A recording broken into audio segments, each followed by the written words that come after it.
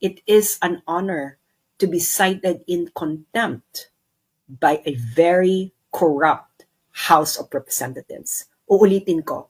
It is an honor to be cited in contempt by a very, very corrupt House of Representatives led by a very, very corrupt House Speaker. And basahin nyo na lang yung post ko earlier. Nandun yung sulat ko sa kanila. Ilang beses ko nang pinapadala yan sa kanila? 4 times. I think 5 or 4. I can't remember. 4 or 5 times. Read the content of my letter.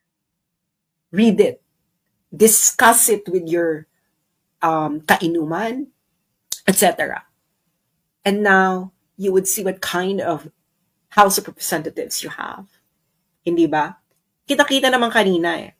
Hindi ba? And yun ang masasabi ko. You go ahead and continue your political persecution because bilog ang mundo.